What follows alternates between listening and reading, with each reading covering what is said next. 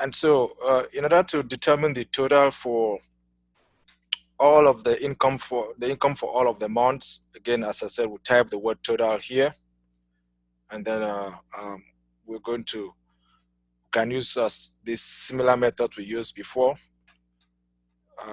In which case, well, let me go with this one right here. With the sum, with the auto sum, you can simply select all of this. No, this is the addition method. Let me undo that. For auto sum, you don't need to input any equal sign. So I'm going to select all of that, including the cell within which I want to deduce the determine the total. I shouldn't have this.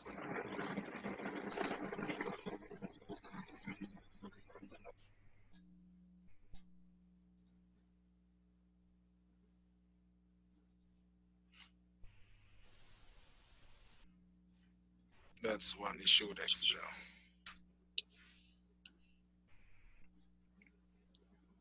Okay, this should be 1000.29. Okay.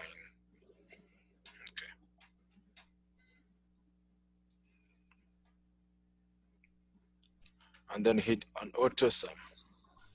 That gives us the total for all of the income, the wages for all of the 12 months.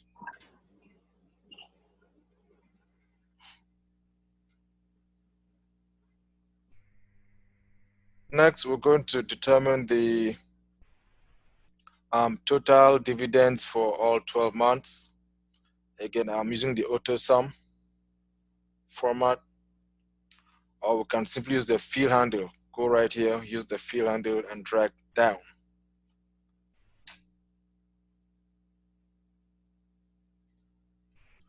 Now we'll go back to the data file, which I think is right here.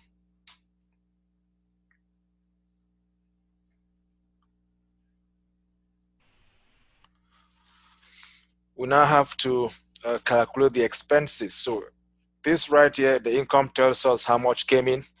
Now we need to look at the expenses, how much has been spent, and of course we're going to calculate the net.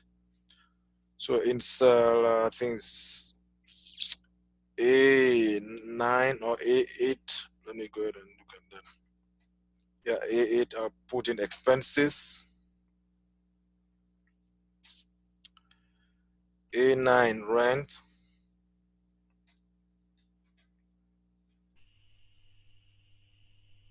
A10 food.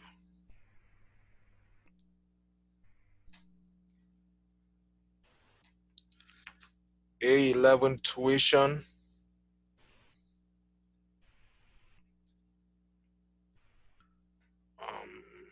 A12 books.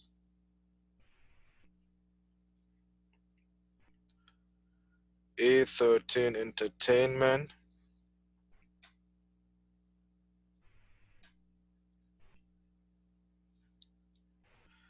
A14 car payment.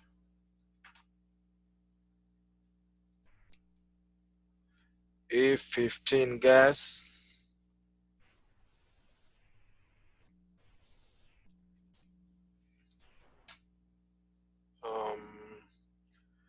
A16 miscellaneous.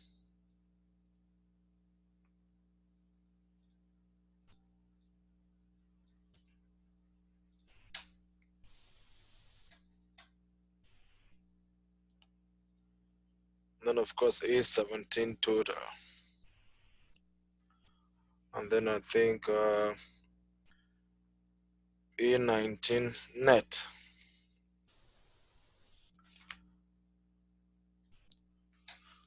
Okay, the rents 489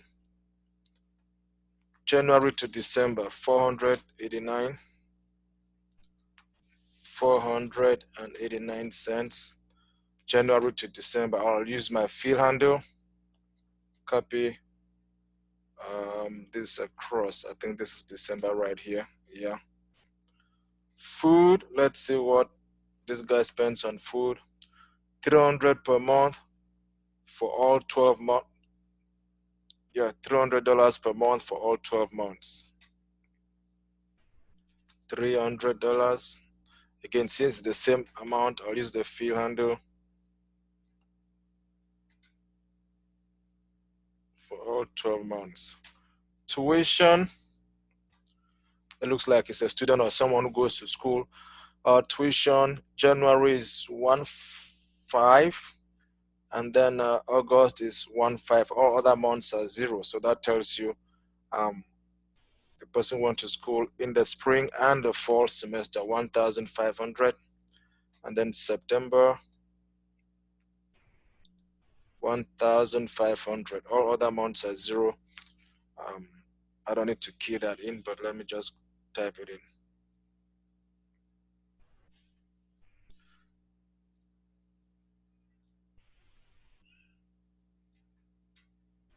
Okay. Books. You can see the person also bought books just in January and December, $500. January and September. January and September, 500. Oh, no, it's August, not September, August. Let me go back and fix that. This should be in August. So the books in August and in January. Nothing spent on books during the other months.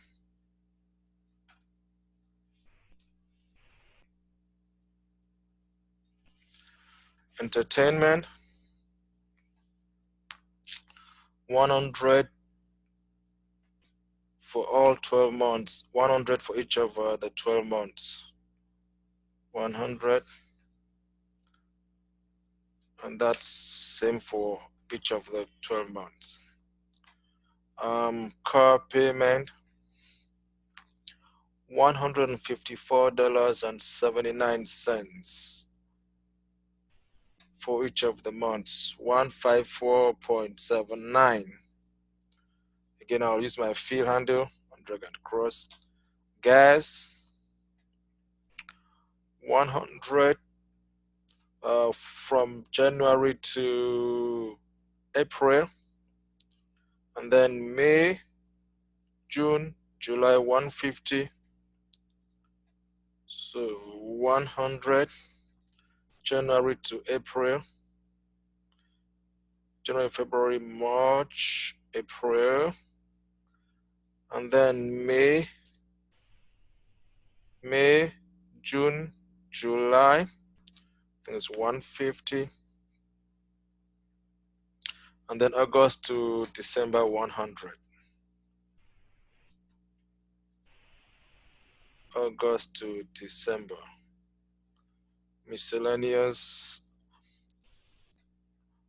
$100 for each of the months. This is unexpected expenses or unplanned for things which kind of just pop up. Okay, at this stage, we're required to determine the total. Again, we're simply going to use a couple of the methods we used previously. Auto sum, select the range of cells containing all of the data you want to add, including the cell in which you within which you want to calculate or within which you want the total displayed, and then click on auto sum. And because I'm determining the totals all across, I'll use my field handle. And just as we did with the income, we'll also be required to calculate the total. If you look at the spreadsheet, there's a total. Oh, I forgot to input the months. Yeah, the months also come up here. I should have added the months. Let me go ahead and do that. So I'll have to go in here, insert a row above. Okay. And then now I'll input, let me see, where are the months?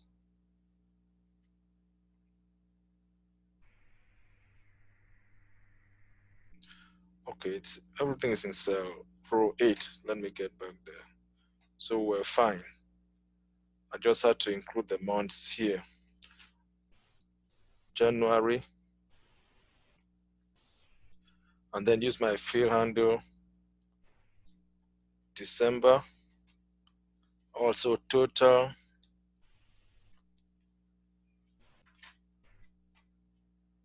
Again, I'm going to use the auto sum, and then use my fill handle.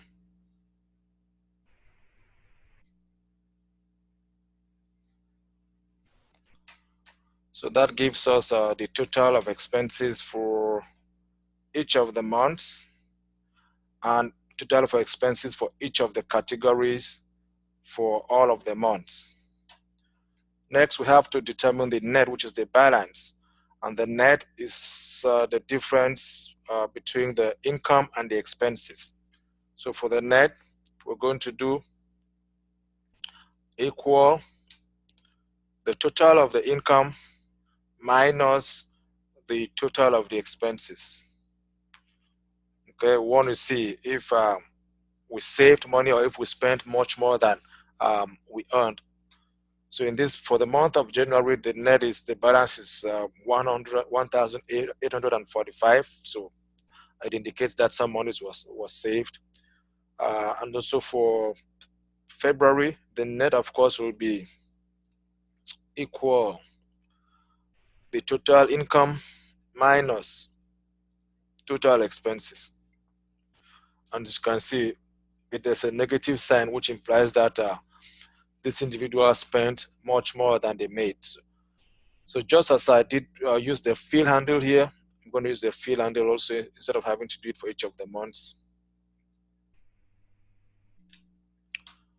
Now, all we have to do, all what we have left is formatting. And you guys, if you look at the first row here, see there's a dollar sign, and the dollar sign. So I'm going to format this amount to reflect the dollar sign. So to do that is, of course, select all of the amounts and go to formatting right here, click accounting. Now we could also have done that just by clicking right here on the dollar sign here. That gives converts, puts in place the accounting format. We're also going to do that for this top row here, accounting format. We'll do it for the total here, accounting format, and then for the net income, accounting format. Now in Excel, each time you're dealing with a negative monetary amount, it's either you get a negative sign or you have parentheses or it's in red. So every time you see a negative balance, it's going to be in parentheses or it's going to be in red. If you look at the worksheet, the title is center aligned and the subtitle is also center aligned. To do that, we're going to click within cell A1, hold and drag across the range of cell A1 to N1, and then hit on merge and center. So what that does is it merges all of the cells, and then the text is center aligned. I'll do same for the monthly estimates. Click within cell A1, hold, drag across, cell A2 rather, hold and drag across the range of cells A2 to N2. Click on merge and center. If we go back to this, the font color for the title and the subtitle is a light blue. So I'll go back here, font color, light blue. I'll make it bold. I'll increase the font size to 14. Well, I really don't need to bold, make it bold. Monthly estimate, also increase it to 14. Now, if you recall, in the objective, we had to include the cell style, and that's what we'll be doing next. If you look at the row which contains the months of January to December, this was formatted using a specific cell style, and I will show you guys how to do that. So what you want to do is select all of the content in row number 3 from A1 all the way to N1. Hit on center, and then under the styles group, you want to click on cell styles and select heading 1. That of course formats this to the heading 1 formatting style. And if you can take a look at the PowerPoint, it's similar to what we have in there. Next, for the dividends, we have another formatting style. So I'm going to go ahead and select all of the dividends.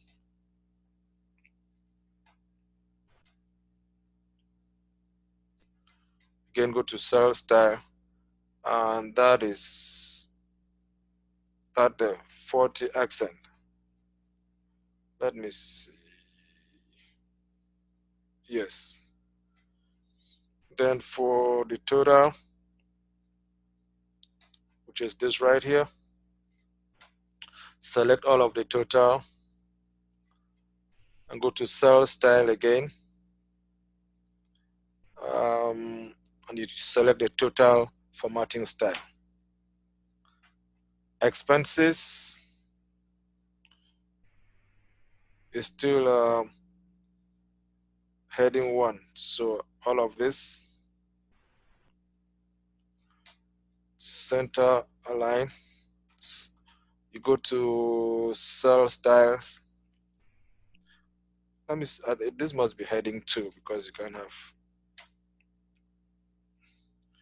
Yeah, that looks more like heading 2. Okay. Food, accent blue. So you go to cell style, 40% accent. Next. So you kind of just alternate. One is 40% accent, the other one is normal until you get to, I think this is the net. So books,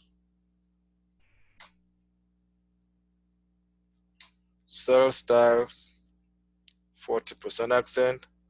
Car payment, cell style, 40% accent. Miscellaneous, 40% accent. And then of course for your total, again you select the total cell style. Cell style, go with the total. And then for the net, we're going with this right here. If I'm not mistaken, let me take a look at it. Yeah, that's it. So at this stage, our spreadsheet is somewhat similar to what we have in the PowerPoint. We're going to have to change the tab name to Monthly Budget Planner. If you can see here.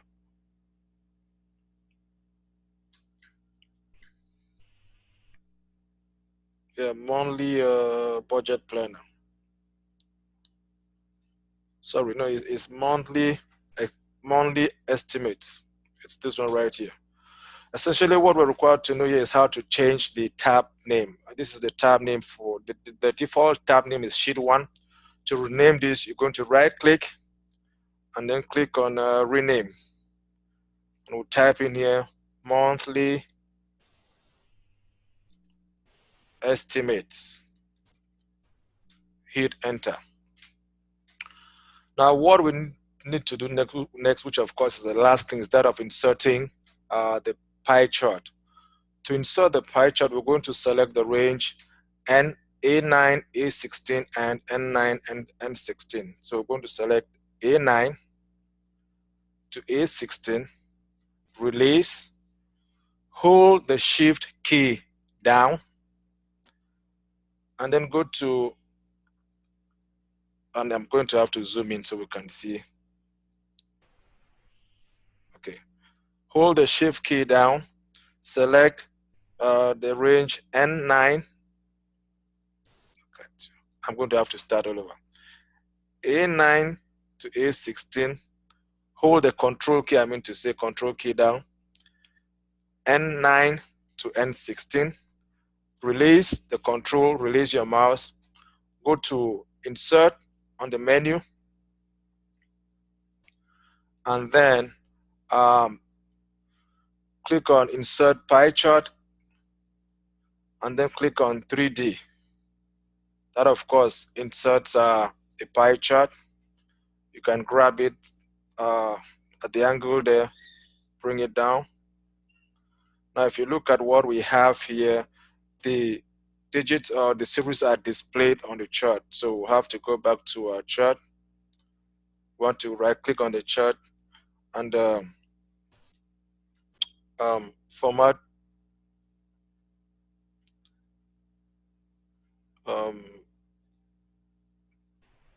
we don't want to format data series. We want to display the data series. Let me get out of here.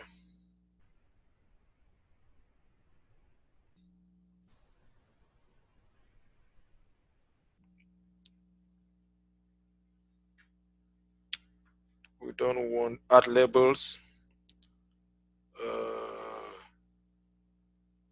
No, not that. To do, and they also do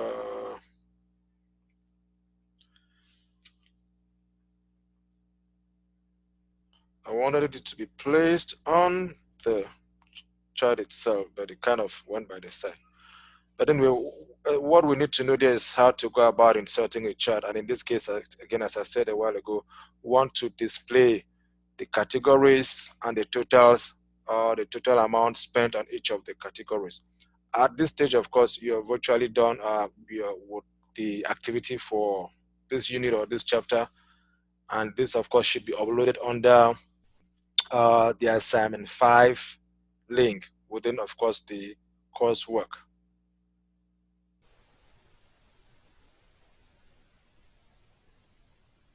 Okay. Any question or concerns? If anyone has any question, you may want to use the chat feature and simply type your question.